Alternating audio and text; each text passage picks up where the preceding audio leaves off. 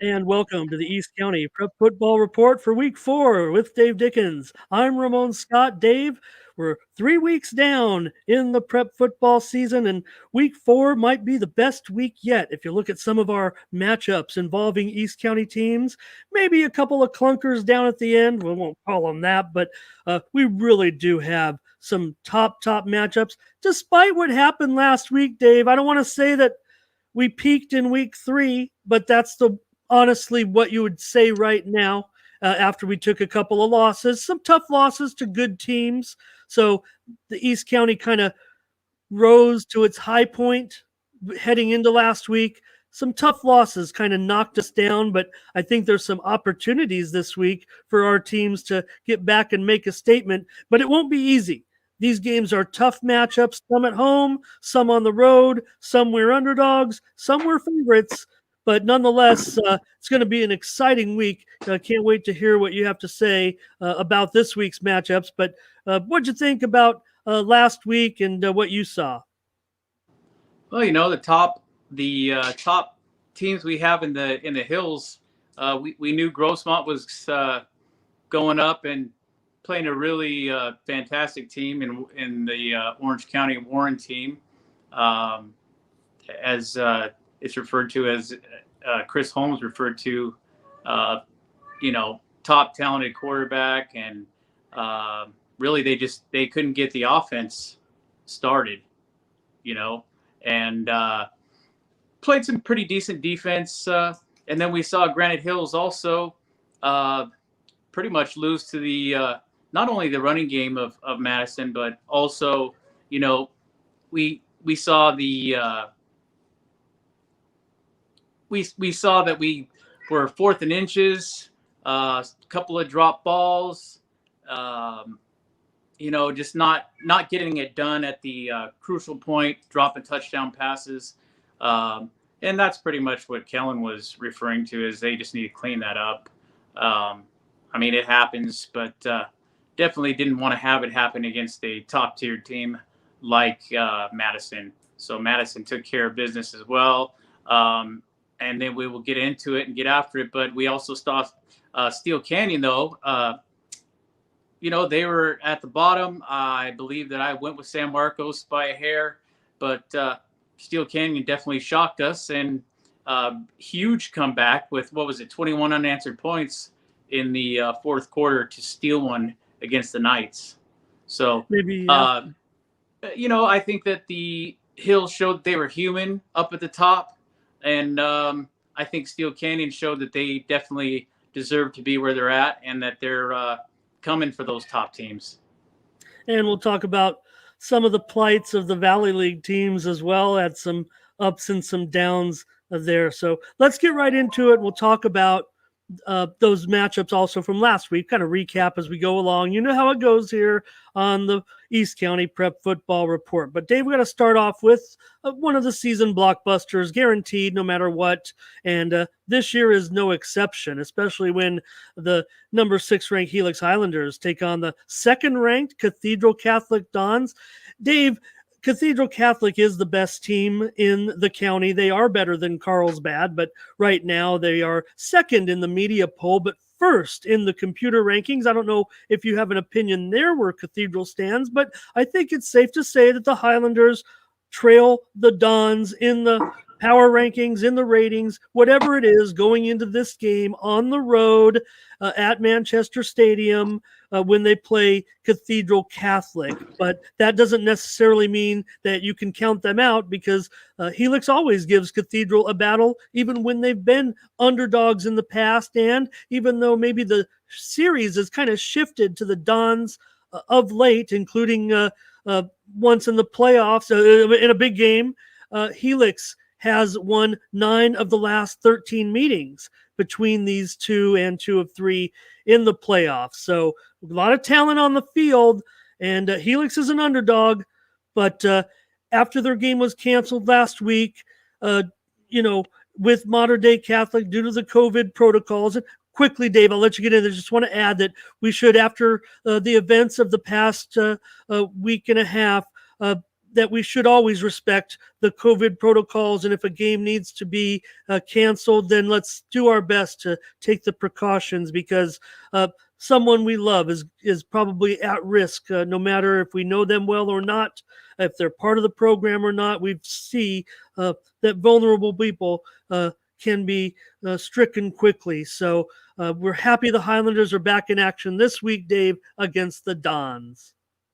Yeah, and really, I think, what was it? Cathedral Catholic just came off a huge win at the Honor Bowl event this last weekend, which, that always, it definitely doesn't go unnoticed. And I think that that's a really great deal, the way they set up that Honor Bowl, not only the games, but where the proceeds go. And,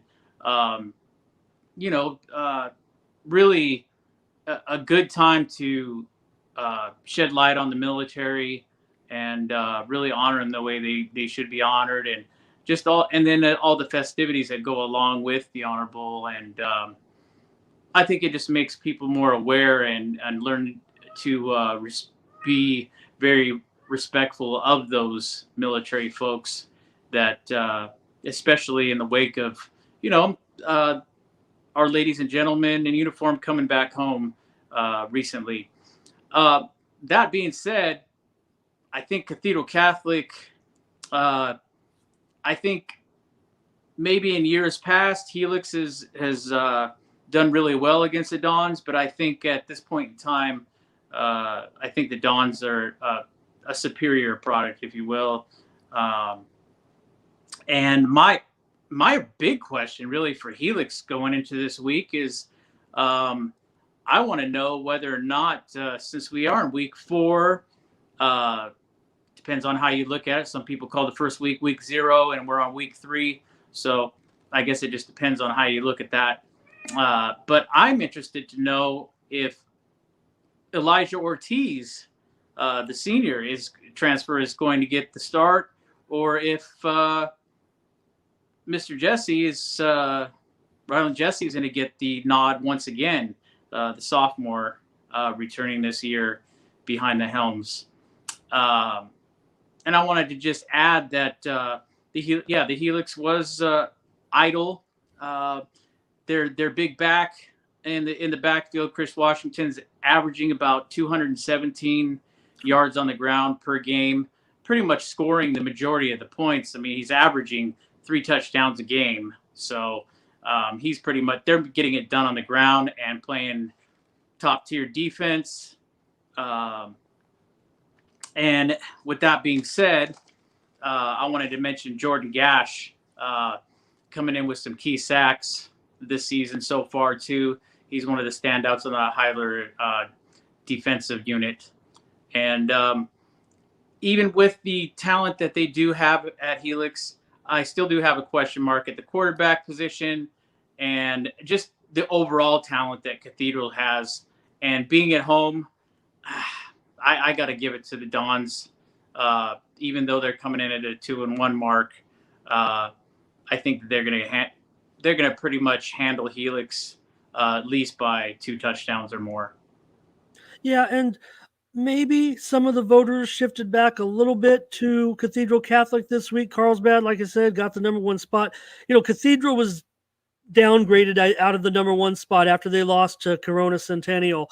And now we know Corona Centennial is a top 5 team in the state. So there's nothing wrong with that. Now they came back and beat that Chaminade team by 33 points in the Honor Bowl. Helix played in the Honor Bowl once before as well. But so I think that Cathedral right now probably is the best team, even if the voters voted them number 1. I think in their heart, I think they think that Cathedral is number 1 and maybe just has to earn that spot back from Carlsbad. Sometimes when a team is placed number 1, like Carlsbad was, you don't take them out until they lose. And I don't know if that's the right way to look at things, or I guess you're supposed to determine who the best team is. Hats off to Carlsbad. They're having a great season so far, and we'll see more from them, in the weeks to come. At least or at least in the playoffs. But Dave, I just think that Cathedral Catholic, they have two backs that have rushed for nearly 200 yards so far this season in last week's game, as a matter of fact, in that game. So Cathedral, is looking good. What were you going to say, Dave? And do we know how good that team was? It a team from Utah, I want to say, that came in to play the Dons Last week? Yes.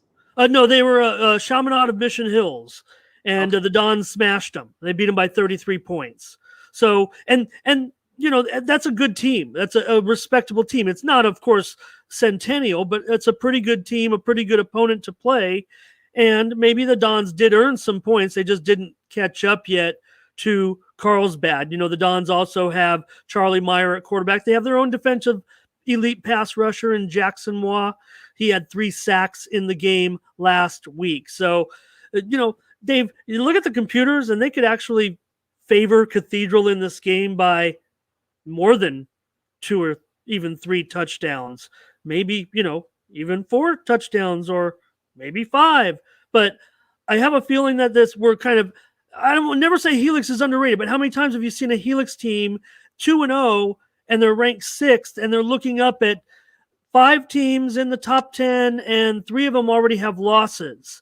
So that's a position Helix isn't usually in. If they're undefeated early in the season, they're going to be right up there in the top, 3 or 4, even if the team has not been as steady over the last 3 years as we would like in Helix land. So I've got the Dons winning this one, Dave, probably by I'm gonna say 2 touchdowns. All right, we agree on that one. Okay. Hey, Dave, look at this one. Wow, what a game, huh? Christian is going to be taking on Santa Fe Christian. Santa Fe Christian, Dave, one of the fastest risers. The graphics man didn't put it. They should be ranked 11th by the media coming into this game. Both teams are 3-0, and this game is going to be played at Claremont High. There's been a site change on this one. Not sure why that is, but you just confirmed that. I think we already knew, but wanted to confirm that the game was going to be played at Claremont High. This is a long and strong section rivalry, Dave. And once again, both teams are coming in with top records. So this game has some significance. Yeah, and that's pretty much what Coach Mitchell was saying. I mean, the game that he played just 2 weeks ago with St. Margaret's, he couldn't stress it enough at who St. Margaret's played last week, also one of the best teams in Orange County. And after playing a team like that, handling business last week against, now don't get me wrong, they did pretty much decimate Mission Bay Christian did in the first half. But, in the second half, they still had their starters in the game. And, they scored 2 touchdowns, and their defense was able to shut Christian out. So I don't know if possibly they took their foot off the gas pedal, were winded, but there's so much talent on that Christian team, both sides of the ball, special teams. As you read, and I quoted from Coach Mitchell, and this says a lot about Joey Merritt and how he does go both ways, and not to mention the long 70-yard punt return that he also had. And the funny thing about that is he said Coach had spoke to him before he went in to join the kicking team or the kick return team, and he said, "You're out of the you're not playing offense any longer." And then he decides, well, I'm going to put a little cherry on top and run it back for 70 yards. What was the exact quote of Danny Mitchell? I'll tell you, he says that Joey Merritt is one of the best athletes he's ever coached next to Tyler Buckner. So that kind of gives you an idea of the kind of talent we're dealing with on both sides of the ball at Christian High. Well, Dave, the Eagles are going to be the higher rated team in this matchup, but I think because the game's kind of at this is definitely a neutral site game. So I think Santa Fe Christian does have a bit of a, home field advantage when Christian has gone up there and beaten them before. I won't say the years. Might be been maybe a few years ago, been a while, whatever the case may be. But right now, I think Christian looks every bit the equal to Santa Fe Christian. Now the Eagles have rushed for just shy of 1,000 yards already this season. They're averaging almost 8 yards per attempt. But you talk about the Christian defense. And, maybe that's where lapses have happened in some of the big games in years past. But Aaron Shablowski and company should come on crashing in against the Eagles. He forced a couple of turnovers last week and made 8 tackles against the Bucks, Dave. So right now with Jake Davila over 500 yards of total offense so far, and he's accounted for 9 touchdowns. Merritt and Providence had a big game last week, but were the Patriots shorthanded with their other receivers? We didn't hear anything in the statistics with Akridge and Gustin. Not that I was made aware of at any rate. But I just know. Offense, but okay. I just know that switch on the spot there. No, just plugging in Merritt where on the offense though. Definitely turned out to be a bright idea.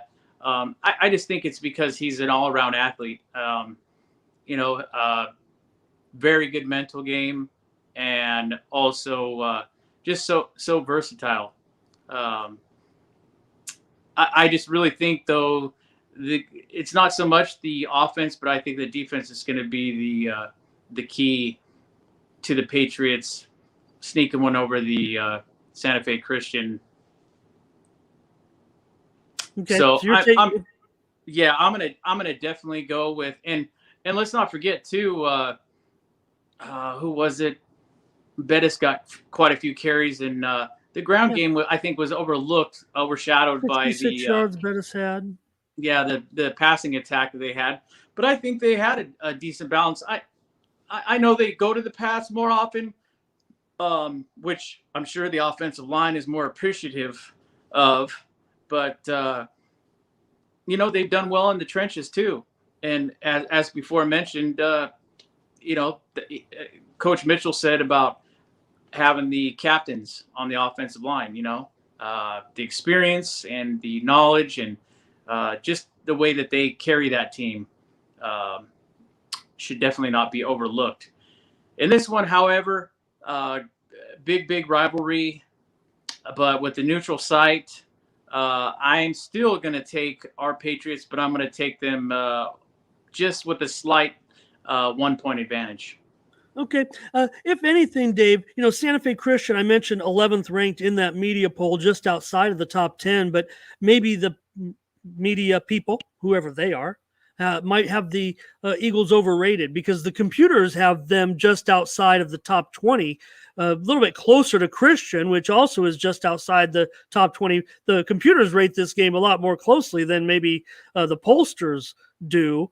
And certainly I would think that, Christian, look, if Christian upsets Santa Fe Christian here, this is going to vault them right up there where Santa Fe Christian is right now, at least in the eyes of the pollsters. And maybe we'll take him inside of the top 20 in the power rankings. It was 10 years ago that Christian met Santa Fe Christian for the CIF title, division title, and Christian came out on top in that one. And this has always been a close series, 16-14, the all-time series, 8-4 this century. I've got the Patriots by a field goal. Okay, Dave. The Granite Hills Eagles, they're going to get another chance to prove that they are still the team to beat in the Grossmont Hills League. But this time they've got to do it and succeed against this same type of opponent as they had last week, right? I'm not comparing Madison to Eastlake at all, but you look at where the rankings are. Eastlake comes in number 14. Madison was about the same, and now they've moved into the top 10 after they, quite frankly, beat Granite Hills pretty solidly, 34-14 last week. Look, Granite Hills, they need to kind of avoid a similar fate that they had last week. They need this win to get their confidence back, and it's not going to be easy. Eastlake comes in off a big win against a good La Habra team on the road. Eastlake trailed 14-0, came back to win 18-14. But I will mention that this is the third straight road game for Eastlake. Yeah, and with that being said, this is the fourth straight game at home for the Granite Hills Eagles out of 5 on the homestand. I think last week was a wake-up call for the Eagles. I think with not only the running attack that was huge for Madison offensively, but I think also holding the Eagles to just 2 touchdowns. You got to take your hat off to that Madison defense. And I think I'd given so much credit to these Eagles on defense, and don't get me wrong, I think they're still looking great. With Carter and not to mention Mr. Braun, and also, of course, Zach and Tanner. I think they're an elite group. However, I think that this is going to be another tall order, as you had before mentioned about Eastlake's last win. And it appears that they have a pretty decent defense as well. And running game. They have their same strong suit is, like you mentioned, Madison is a great running game with that offensive line, creating holes. And I think this one's going to be another tough one. I think that also, we mentioned at the top of the show, got to hang on to those balls. We got to convert those 4th downs, and we got to reduce the amount of turnovers on offense. And they win the turnover battle this week. I wanted to also mention Joaquin Thomas has been the key to this offense typically, but we had another standout this week in Zach Darling that scored 2 touchdowns on the ground. So he, big runner, 2 touchdowns last week. He had a pretty long one, I believe that was 65 yards, and then added one later on in the second half as well. But he was real happy to be getting the carries. Maybe they found a new system here now. They got not just one back, but 2 that can carve out some holes, and maybe that'll help out in terms of throwing the ball and maybe creating some play action for the Eagles. Yeah, the Eagles need to cut down on the turnovers immediately, Dave. And against Eastlake, who has, a county player of the year, defensive player of the year candidate, and Trey White, he had 5 sacks last week against La Habra. He's probably a overall player of the year candidate in the county for Eastlake. And Eastlake, with their 2-1 mark, look, this is a great game. It looks like a coin toss to me. Granted, like I said, they have a chance to prove that last week was, right. We can always throw one away, right? But you don't want to lose 2 to a team on a similar level as you.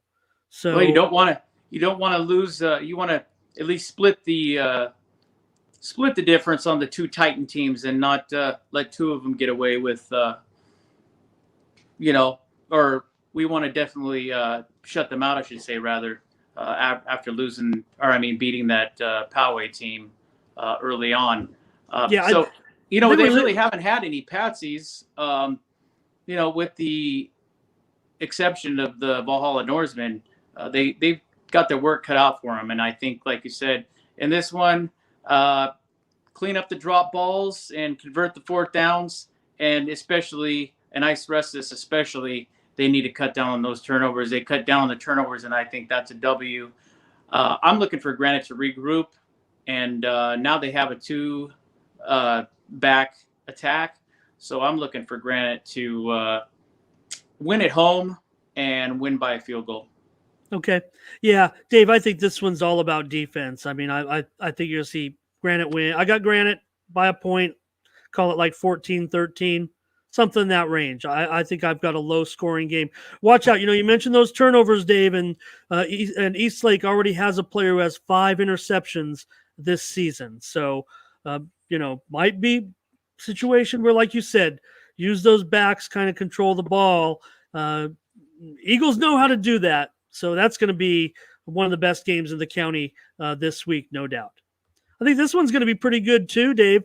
Looks like kind of a mismatch on paper with Grossmont coming in at ranked 15th at 2-1, Rancho Bernardo 1-2, but still Rancho Bernardo. Now I think the Foothillers, Dave, they could easily put that 40-7 loss against Warren of Downey behind them. Like you said, I mean, they were going up against an elite quarterback, one of the nation's best quarterbacks.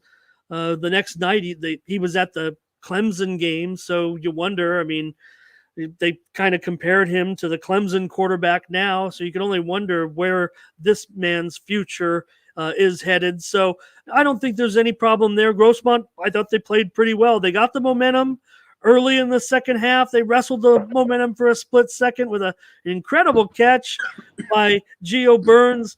Trenton Giles threw the pass, and it was actually deflected by the Warren Bears player on a good play. It looked like a pass breakup, but Gio had already kind of gotten behind the defender, and the ball just happened to deflect back to Gio, who was already heading to the end zone. Touchdown, Grossmont. And they got a little momentum out of that, but they were just up against a tough team. They end up throwing 6 touchdown passes against Grossmont. Grossmont had less than 100 yards of total offense, but like I said, they could put it behind them. They're back in the section. It was the first time they'd left the section, Dave, to play a football game in 25 years. So I say they can throw it out, but the quotes, they said, you know what, we're kind of using this as fire. We don't want that to happen again. Maybe they didn't know how good Warren was. They were pretty good. But if Grossmont can use it as fuel for their fire to get back on track, because this is going to be a tough road game against Rancho Bernardo. Yeah, and I think that, you look at the score, but I still think, defensively, Grossmont, they were pretty close. I mean, they were within 2 scores before they got into the second half, and they started the second half out well.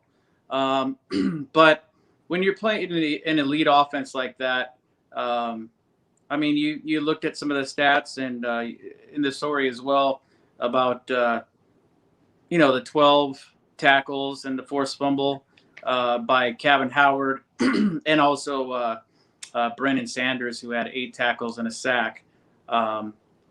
Nice. And, you put it as a deflection. However, Burns has been really the weapon on offense going back to that first game where I think they will utilize Roddick back into the passing game as well. So I think you got a great pair of receivers, and I think this is a Grossmont team that believes in that aerial attack as well, which Grossmont's been pretty famous with for probably the last 5 years now. This going on the 5th year of an aerial attack, and Trenton Giles definitely, it's like you said, the one they can throw out, but I think Trenton he bounces back and could have an outstanding game against this Rancho Bernardo team. Rancho Bernardo's 1-2. They're on top of the Palomar League right now. The Broncos, they defeated San Marcos. The Knights 33-22 in the first week, and a 19-13 loss to Ramona. Okay. And then they also had the loss to a good Torrey Pines team as well. That's not exactly an easy schedule. No, a 19, and they were in that contest against the Ramona Bulldogs, and then also Torrey Pines.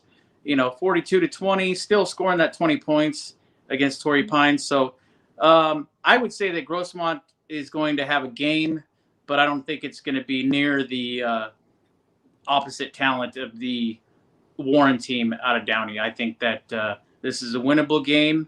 However, I think it is going to be closely contested, and I think it'll be I'm going to take Grossmont on the road by a field goal. Yeah, Dave, Rancho Bernardo, they're averaging over 200 yards per game on the ground, while Grossmont, they've had some, a good rushing attack to complement that passing game. But right now they're averaging just 30 yards rushing per game. So I think we need to see a little bit more rushing or balance from Grossmont. This is surprisingly the first time that these two schools have met. So yeah, I'm going to go with Grossmont as well, and I've got them by a couple of points, just as you do. All right, Dave, another one where, we went in confident last week, and well, we good team came in and beat our El Capitan Vaqueros. Coronado came in, defeated El Capitan in Lakeside. They stunned the Vaqueros early with 2 quick touchdowns. The Vaqueros made a great try to get back in that game. Antoine Yokley, he had 3 touchdown receptions. It was Bruce Newland who came in to relieve Savion Yokley at quarterback and threw a couple of touchdown passes, one to each twin. The Yokley brothers, they had a great game once again, but we were playing from behind in that one. Coronado had scored just 2 touchdowns in their first 2 games and ended up scoring 33 points against the Vaqueros. So a little bit of a red flag there, but El Capitan, they can build it right back up real quick, but they're going up against another hot team in the Rancho Buena Vista Longhorns on the road. Yeah, Rancho Buena Vista's at a 3-0 mark. And the Longhorns, right out of the gate, I don't know how great they are, but they handled Castle Park 32-0. Then went on to beat a good Vista team 28-0. And then, of course, our Spring Valley team only scoring 6 against their 30. So, I mean, this is a team that's. I mean, they've scored a combination of 6 points in 3 weeks.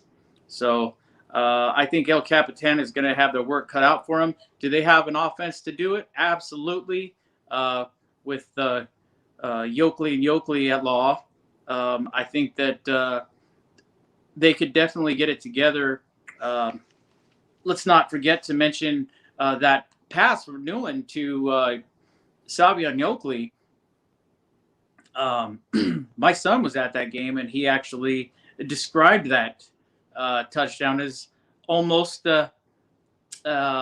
Jackson-like of the Ravens. The way he was missing tackle or avoiding tackles, and guys coming right up on him and just reversing his footage, and they couldn't touch him. I saw the play myself, and definitely Jackson worthy. But that's what they have. They have that versatility of having Newland back there throwing to Savi, and then Savi throwing to his brother. The only thing I'm concerned with is that Xavier Pace went down last week. However, we had Bruce LaRussa Jr., who went in there, and he had some pretty good carries himself. And who knows? Could he be the one that fills in for a while and carrying the rock? I think he did a fantastic job. And they had a couple of linebackers also that went down, and on the El Capitan defense. So a couple of bumps and bruises for the Vaqueros, but I think that they still got some high-powered guys and huge talent with the Yokley brothers.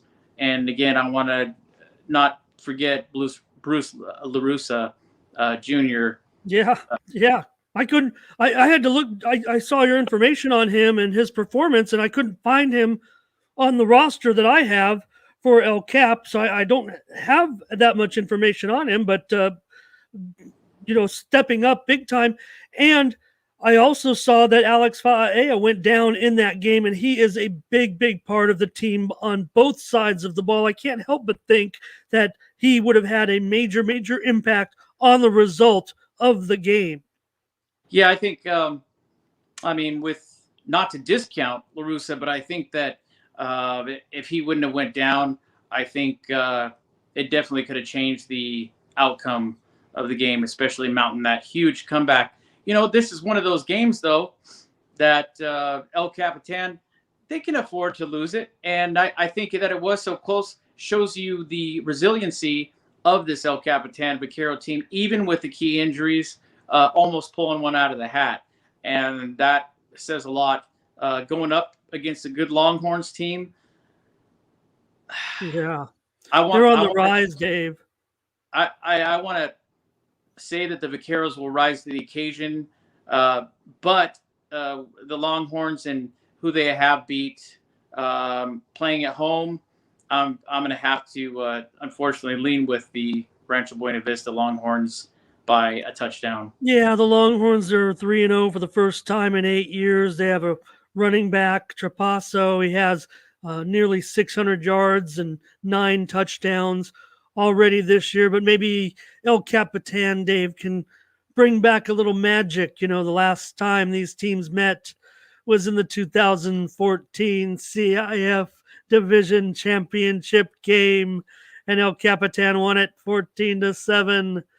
So I've got Rancho Buena Vista probably, maybe by a touchdown, maybe less. Let's hope for a great game. Obviously a good matchup with both teams. I would think still on the rise. I think Coach Berner has got some tricks up his sleeve. So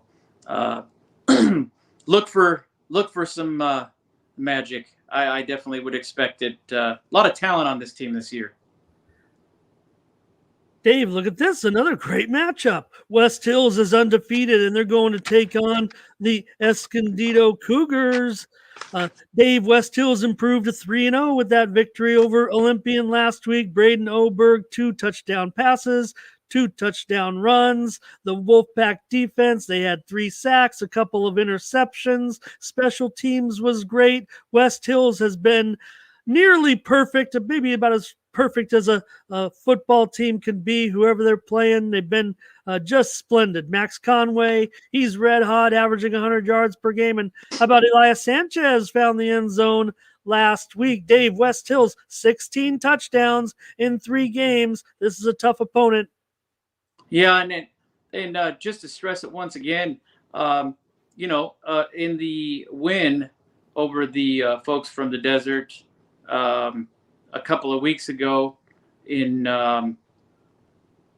I think that it was definitely one thing that Coach Ash wanted to go over with a fine-tooth comb, if you will, and that was in the special teams and getting the kicking game squared away because week before, pretty short field goal. I've forgotten how far away it was, but it was not a difficult kick. And so with that being said, knowing how Coach Ash likes to be as close to perfect as possible, he stressed that in the practice, and which he had told me as well. And voila, 2 field goals, one of 23 yards and one of 43, the county long, and that was by Tyler Haley. Okay. So came back, nailed 2 of them, but that 43 being the longest of this season so far in the East County. So, and Coach Ash made a good point. You're going to want that kicker, and I think that they're going to be I know it's still a bit early yet, but they're undefeated, and I don't see this train slowing down anytime. So you're going to need that kicking game when it comes to playoffs. You never know if you're going to need that long field goal to put somebody down and go on and move on in the CIF playoffs. That's a little far ahead, but this freight train full of talent, whether it be the defense, whether it be the offense, and let's not forget too, Braden not only has the arm strength and accuracy, but he also has the legs. So you got the dual threat from Braden Oberg. You have Max Conaway, got a little roughed up last week, didn't play the entire game. However, Coach Ash said that he will be returning this week to face that Escondido team. And Escondido, with the 2-1 mark, has played some decent teams as well, and they're not exactly allowing a huge amount of scoring as well. So that defense is going to be a little stingy as well. But I think that West Hill definitely has a good mixture, open up a great play action, and they definitely are great at it. I wanted to mention also another 2 weeks, back-to-back weeks of Max Conaway having a across the field catch, and not only and just the beauty of a cross route, and going in for the touchdown, yet to be called again 2 weeks in a row for holding and called back. So 2 beauties called back. I don't know the results. Coach Ash was also waiting on the results of that one to see if that was in fact holding, which he did see in real time the week before. So I'm going to take West Hills for sure, even on the road against a tough Escondido team. I just think that this, like I said before, this train's not stopping anytime soon, and I'm looking for by at least 14 against. Okay.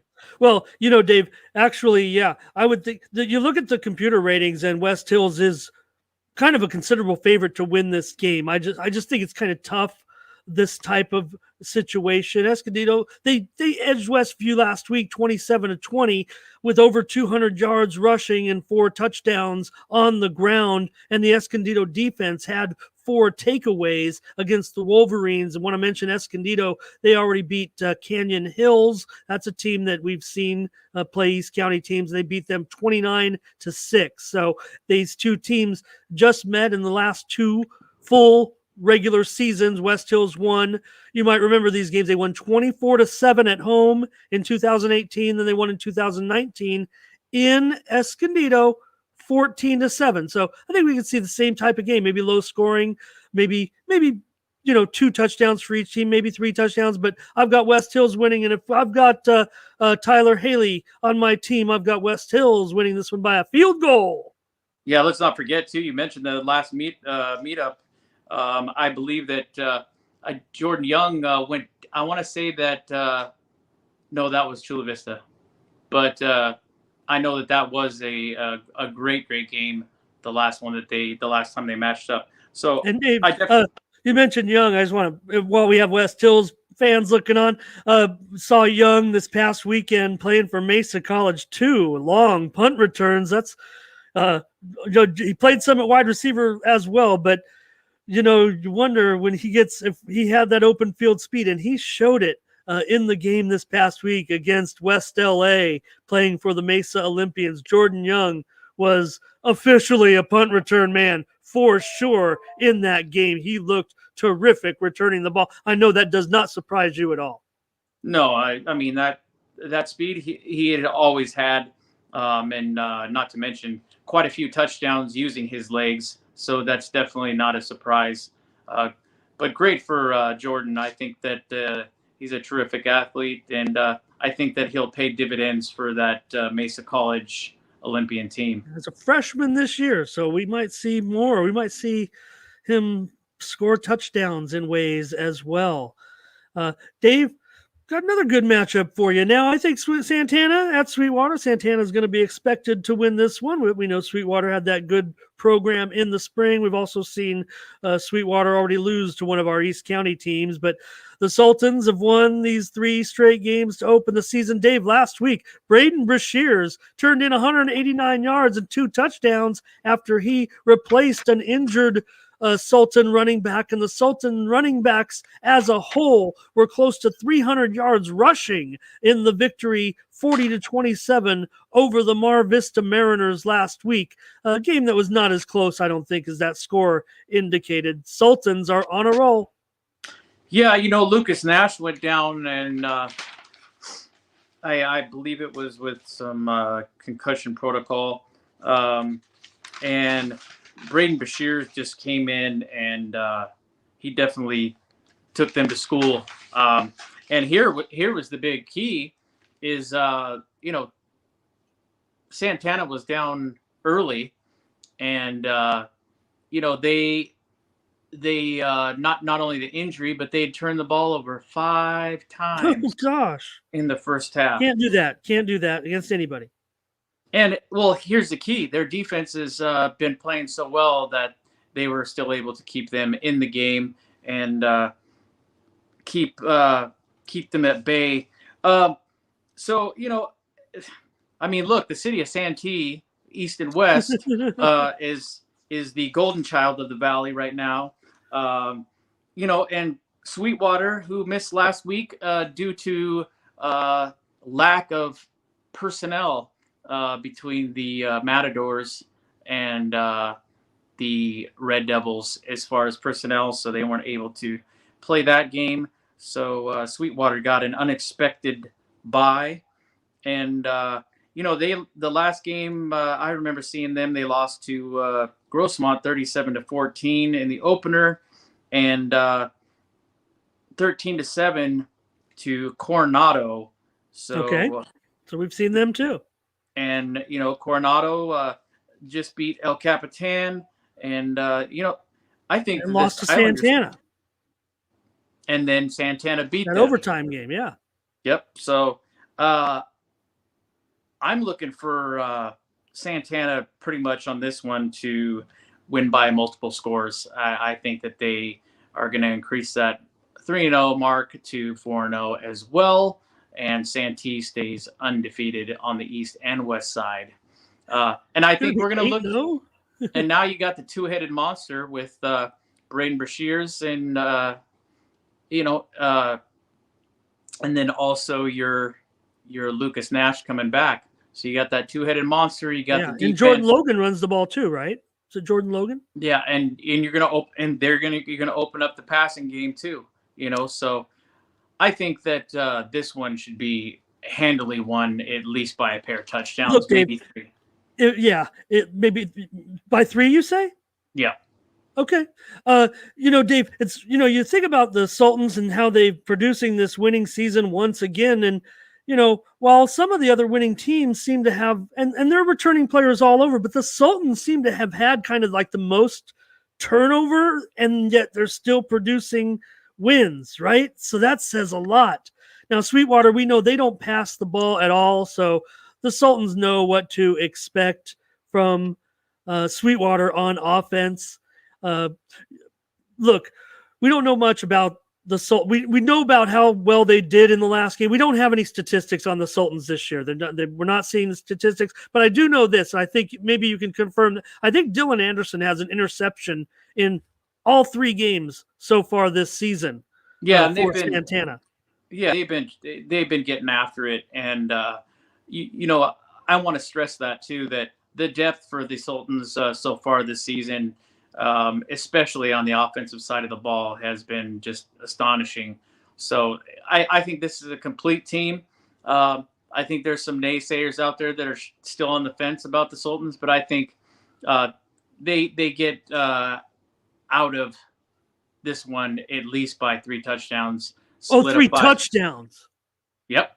Oh, okay. I think you said 3 points. That's why I said. That's why I said. What? And, yeah. Okay. Yeah. Sweetwater's going to have trouble scoring, right? They might get 1 or 2 touchdowns, like you said. I mean, as long as the Sultans don't turn it over, right? Because that's where maybe some of their mistakes have occurred. But Sweetwater would have to take advantage of some mistakes in order to probably stay in this game, I would say. I think with the backs, like I said, a two-headed monster like that, I think that they keep it on the ground and open up for that big play, and they've had some great aerial assaults as well. So I think you'll look for a couple of those big touchdowns after probably beating it on the ground a couple of times. Yeah. But 3 touchdowns at least. I'm not impressed with the Red Devils. Yeah, well, I won't say that. I mean, look, they had that impressive run in the spring. They weren't, they've come a long way just to be in the position that kind of they're in. Yeah, that they lost the first 2. right? We saw them. So, but Dave, also let me tell you about this. Sultans, they just played in the last full regular season. We're skipping over 2020 if I say that, and it was 48-0. Santana beat Sweetwater. So, okay. I've got the Sultans winning. I'll say by at least a couple of touchdowns, if not 3, like you said. Okay, Dave, the Steel Canyon Cougars. Well, you said it in the open. They had a major comeback, right, against the San Marcos Knights. Major Givens, 245 yards and 3 touchdowns. He had 2 scores in the fourth quarter. Sometimes it's tough to make a big comeback when you're primarily running the ball. And out of our backs, we've had some of our backs have some big performances with some big runs, but this time it was Givens' turn to shine, and the Cougars come back to win on the road, really out of nowhere. San Marcos was winning most of the night, and the Cougars come back to grab that win, 29-23. Givens, Dave, and the Cougars, a much-needed victory. Absolutely, and with Givens, and I mean, just coming up with it, 21 unanswered points in that fourth quarter.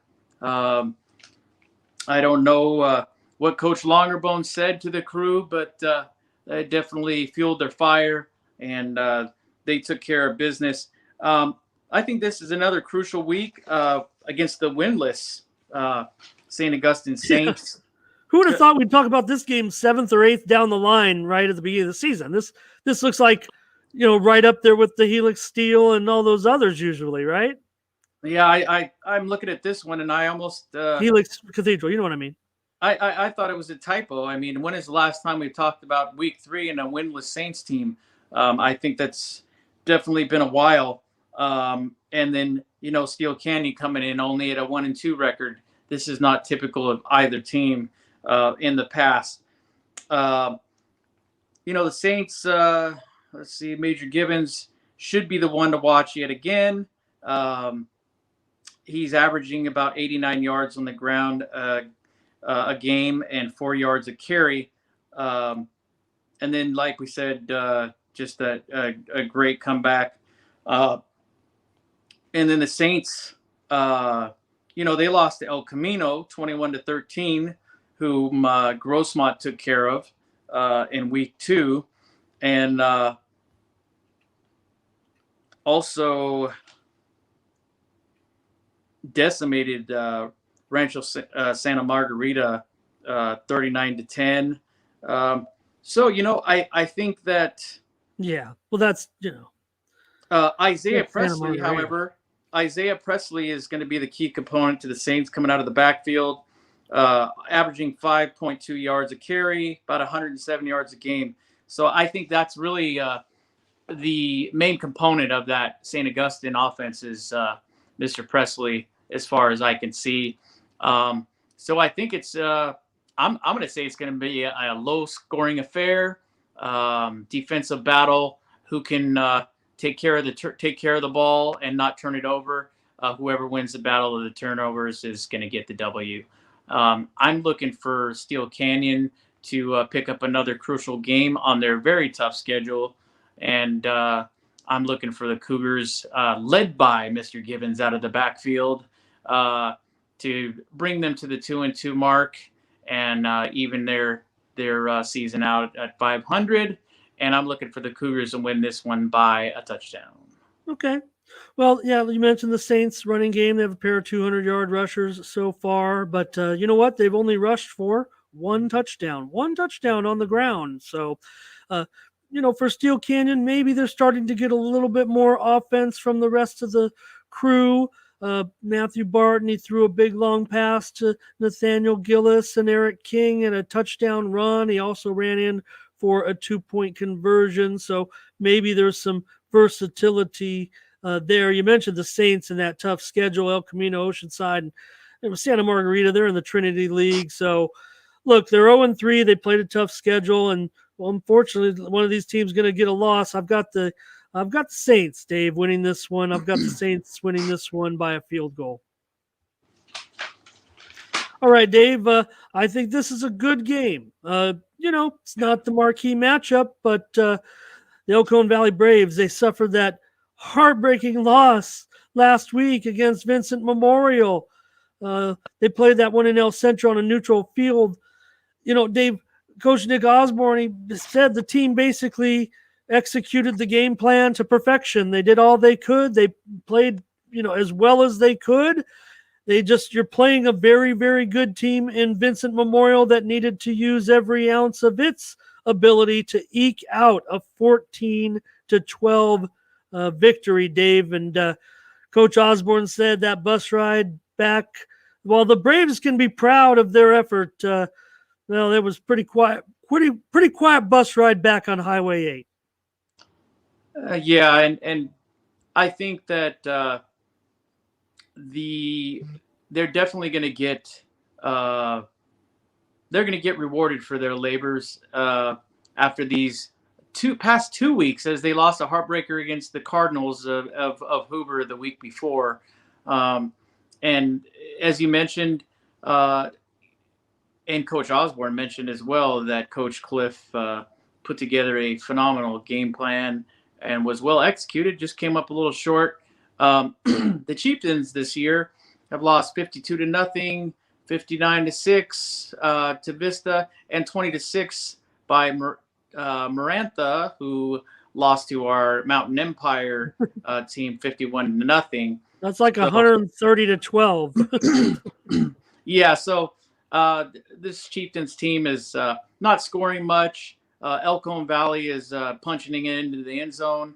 I think that their defense has been playing pretty darn good. There hasn't been since the first week opening up against Mission Bay, they've definitely tightened everything up on offense and defense.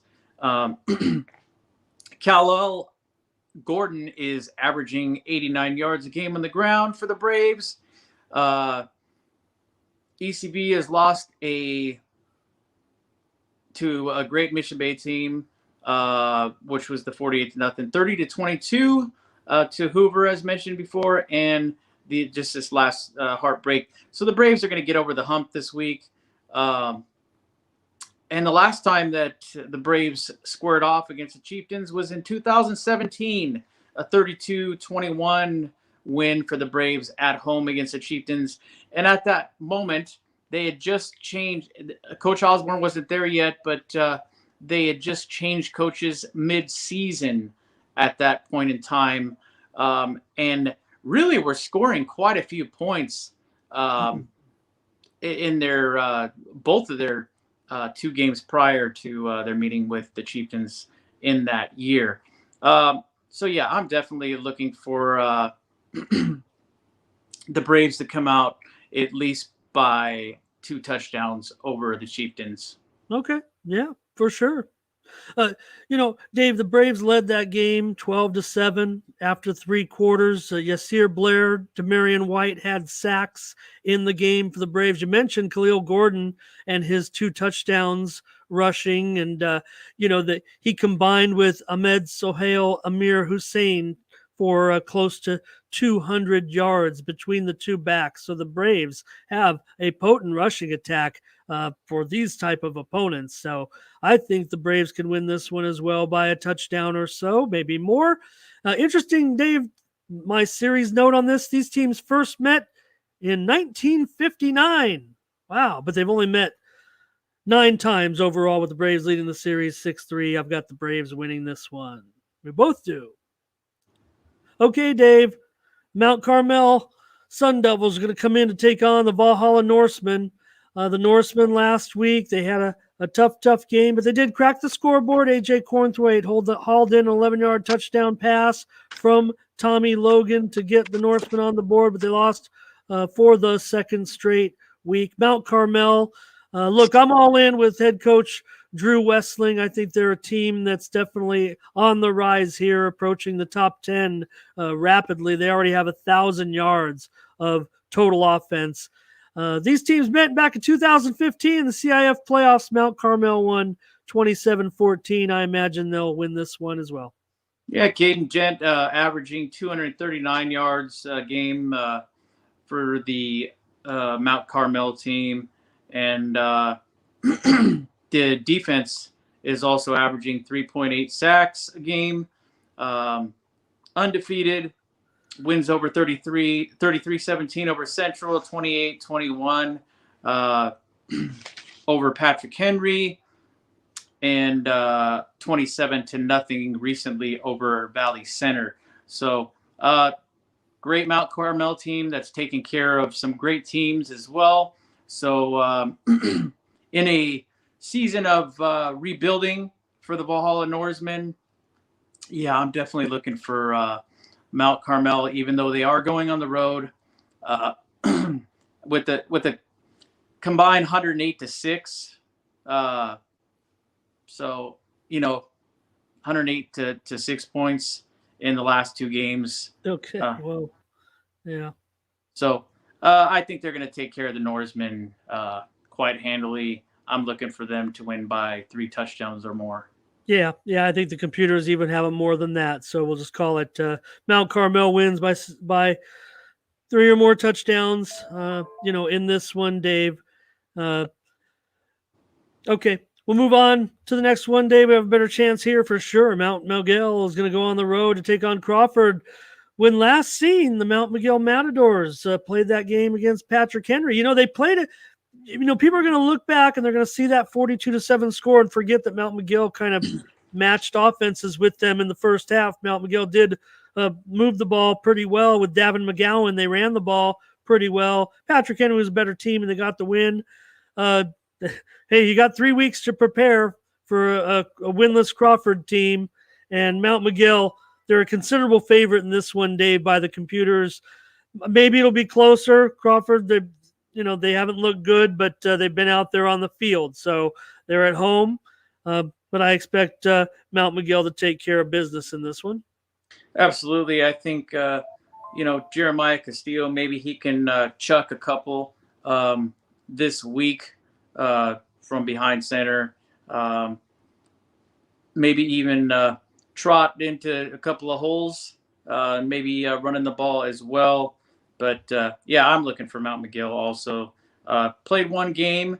I think that's the only negative impact I think that it will have on this Matador team. But like you said, that also gives them more time to practice. And they've been getting ready for quite a bit now. And they should be ready for, a lowly Crawford Colts team that hasn't got a win this season. Another team that was destroyed by the Patrick Henry Patriots. Patrick Henry's taking care of the, as you had mentioned, taking care of Spring Valley this season. So give him that award to start off with. I'm looking for Mount Miguel to basically bounce back this week and even up at 500 with the 1-1 mark. I'm looking for Mount Miguel to win by 14. Okay, good enough. I've got Mount Miguel as well, and I'll agree with you. I'll say they can get it done by 2 touchdowns. Yeah. Okay, Dave. Mountain Empire is going to travel west and take on Mission Bay. The Red Hawks are back in action this week. Dave, we saw Mission Bay against Christian. Christian is a much better team right now than Mission Bay, but that does not take down Mission Bay at all. They still have Clash Osborne. They have a good-looking offense. They're going to be, a favorite in this game, probably by a couple of touchdowns or more, possibly. Mountain Empire, we always know that they keep it within striking distance, and that's what they'll have to do here. But just want to remind you that these two played back in 2019, and it was out at Mountain Empire, and Mission Bay won that one 55-22. Yeah, I think that Mountain Empire traveling out to the Bay, the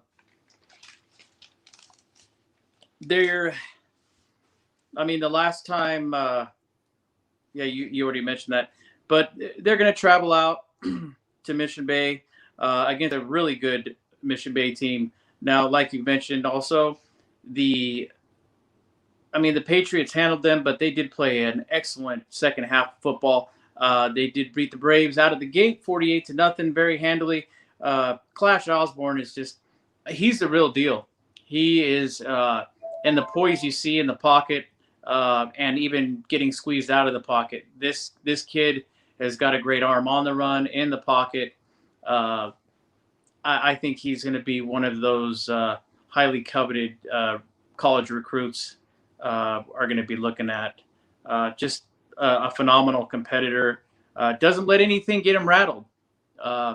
Even with that pressure coming on him from the edges against the great Patriots team. So I got to really see it was a really good deal. You know, we had won it handily already, but showed the resiliency from that Mission Bay team to keep playing and to even coming up with the 14 points and shutting out that Christian attack has got to be mentioned also, that defense stepped up in the second half. I'm looking for Larry Clark to do big things, though, as he has in the other games that they have played, the prior two games, in particular the 51-0 win over Maranta, early first game of the season, averaging about 16.5 tackles per game, 124 yards a game. Larry Clark is a huge part of the offensive attack and the defensive attack. Clark. Yeah, Clark. And let's not forget about Corey Van. He's been pretty great himself, chucking the ball. So I think that Clark opens up that passing lane for Corey Van. Mountain Empire, 200 and was it 1-1? No, I'm sorry. So yeah, they're at the 1-1 mark, and it's been 2 weeks since they were in action, but they kept their own against the Holtville Vikings. The last game that they did play, losing 22-14. As you remember, they were leading the Vikings at the half, only to come up a little bit short. I'm looking for Mountain Empire to compete, but after seeing what Mission Bay can do, not only against the Braves, but being able to throw some touchdowns up and quite a few yards. I'm going to say he at least passed for 250, maybe 300 yards in Clash Osborne against that Patriot defense. So, wow. Yeah, I think that I'm looking for Mountain Empire to compete, but I'm unfortunately going to have to take the Mission Bay Bucks at home by 2 touchdowns. I agree with you, Dave. I think Mission Bay will win it. Maybe Mountain Empire can hang in there and get it within a touchdown. I'll say Mission Bay by 2 scores as well. All right, Dave, I'll just touch on this game real quick just to keep fans updated. I believe it's Foothills Christian at Army Navy. I have seen some reports the game may be at Sayal Field, but that's where the first meeting was this season. This is the official league opener. These two teams did play in the season opener when Foothills Christian was making its return to 11-man football after several years of playing 8-man football, and Army Navy smacked them down 38-0. So maybe Foothills Christian can close the gap this time. I'll take Army Navy by a couple of touchdowns. Okay, Dave, want to thank all of our sponsors, Nicolosi's, Alpine Manufacturing, Retro Sports, Al's Sports Shop, the San Diego Kings, Granite Mortgage, and Lakeside Equipment. Any thoughts as we head in to week 4? Just wanted to mention our East County team, Grossmont College, will be heading to Orange Coast this Saturday in a game that I think that you were there covering Grossmont at Southwestern College, a very low scoring affair, a third quarter blackout, and really. Would you say that Grossmont is much improved on both sides of the ball compared to the last 4 or 5 years? Yeah, I think I stated it clearly on the broadcast. I just think that there's some additional talent right now on the Griffins, and maybe the Jaguars don't quite have the same amount of talent as they have in the past. I think both teams are looking up at the Mesa Olympians. And we mentioned Jordan Young. I want to mention also in that game, Blaze Zito with an awesome defensive touchdown in that game. And I saw some of our great preps down there as well in the Grossmont Southwestern game. So we'll keep our eyes open for this week's results as well.